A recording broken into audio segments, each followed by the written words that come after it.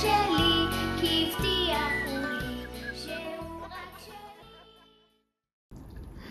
אז אנחנו הכרנו, הוא היה חבר נורא טוב של השכנות שלי, נילי מירסקי וימפה וליסלבסקי, הם היו אחיות, ואני חייתי ביניהן בדירה שהייתה של אבא שלהם שנפטר, הם הזכירו לי אותה. הנה פה נילי ויורג שהם היו ממש צעירים. אז אני הכרתי אותו הרבה שנים. כשהוא היה בא לבקר אותו, הוא חי בפריז, הוא גבר גרמני שחי בפריז, חבר נורא טוב שלהם, מתרגם, אינטלקטואל כזה. בפריז הכרנו את ברונו מעבר לגלויות. חגגנו את היום הולדת שלי עם תירמיסו שאבא הכין במיוחד. עשינו קניות והלכנו יותר מדי. הרבה נסיעות בתחבורה ציבורית, התלוננו שחם לנו כשאבא שלי היה עם מעיל וצעיף. היינו באטרקציות ובאתרי תיירות. הנה היינו ביחד עם יולי. אני חושבת שזה הנסיעה... זה הנסיעה האחרונה עם יולי. האחרונה עם יולי, אחריה הייתה עוד אחת, זה בקיץ שלפני שנתיים, נכון? הייתה את הפעם שנסענו בסן והקפנו את פריז. ראינו את הדבר הכי עתיק בעיר, ואיפה תחומי העיר נגמרו והורחבו בעבר. עברנו ליד הנוטרדם שנשרף, המגדל אייפל שגם פעם לפני עלינו עד למעלה. אבל הימים האהובים עליי לא היו בפריז, הם היו בסוזי לבריש. ובטיולים הפשוטים בכפר, הנסיעות ביערות הקסומים, הכפרים הצרפתיים, האוכל הביתי והגינה הקסומה של הבית העתיק והיפה, המכוסה בצמחים ומלא באוספים. הייתה לנו מסורת לנסוע לטירות קטנות, שטואים, בסביבה של הכפר.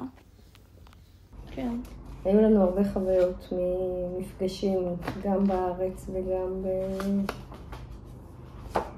וגם באירופה. וגם נסענו לדרום אפריקה ביחד.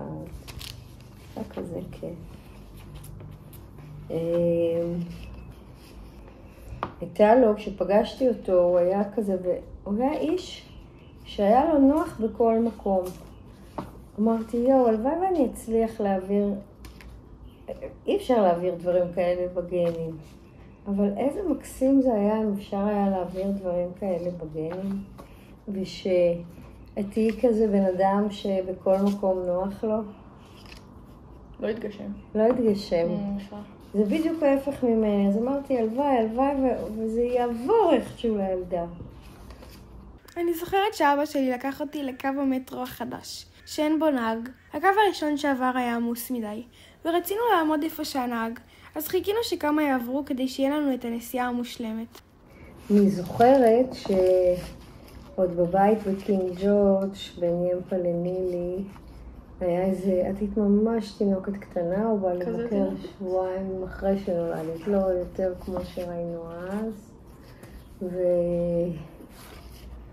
והוא בא והוא הכין משהו לאכול או משהו כזה, ואני ישבתי איתך, בטח ינקתי או מה, והריח כזה של אוכל, ואולי הייתה מוזיקה ואולי לא, אבל פתאום ככה באיזה רגע מזוקק כזה הרגשתי, זה רגע של אושר.